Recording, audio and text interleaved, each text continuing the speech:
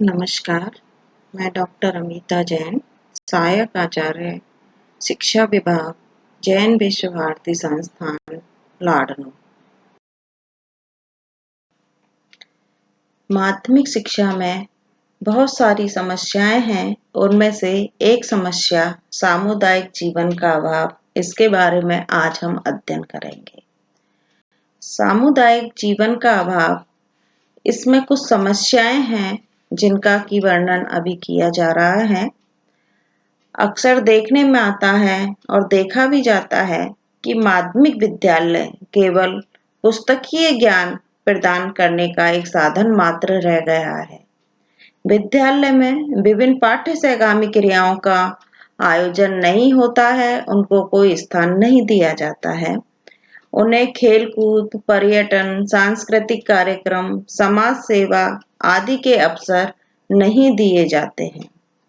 अतः छात्र एक दूसरे के संपर्क में नहीं आ पाते, उनमें सामाजिकता की भावना का विकास नहीं हो पाता, उनमें पारस्परिक आत्मीयता, सौहार्द, आपसी मेलजोल एवं सद्भावना विकसित नहीं हो पाती।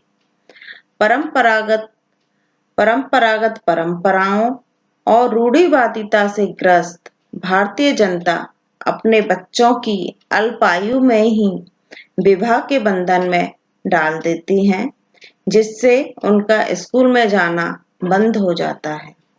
पर्दा प्रथा के कारण बालक बालिकाएं साथ नहीं पढ़ पाते हैं। अगर आपस में सहभागिता नहीं होगी तो सामुदायिकता का विकास नहीं हो पाएगा, जिससे माध्यमिक शिक्षा के प्रसार में बाधा उत्पन्न होगी।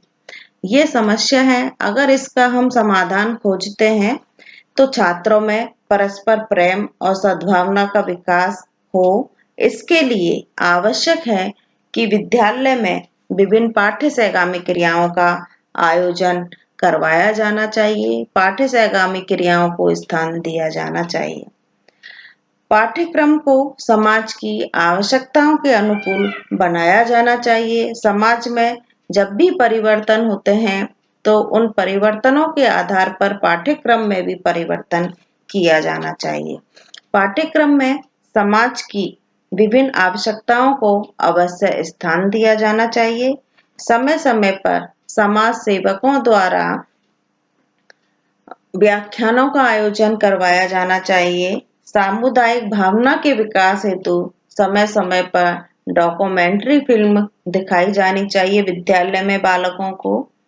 विद्यालय को सामुदायिक जीवन का केंद्र माना जाना चाहिए और विद्यालय में समाज की क्रियाओं की झलक अवश्य मिलनी चाहिए।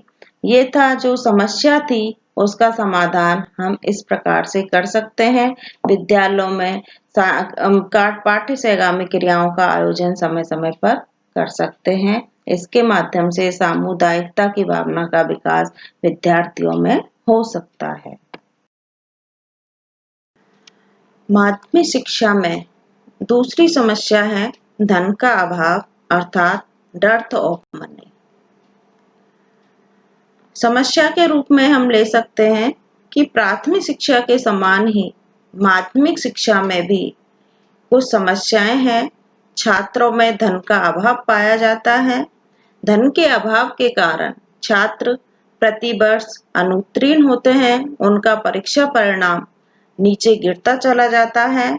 आर्थिक कठिनाइयां होती हैं और अन्य कारण भी होते हैं, जिसके कारण छात्र अध्ययन के मध्य में ही अपना पढ़ना लिखना छोड़ देते हैं और परीक्षा में बार बार असफल होते हैं या बार बार अनुत्तीर्ण होते हैं, तो उनमें निराशा की भावना आ जाती है। निराशा की भावना उनके मन उनमें जन्म लेती है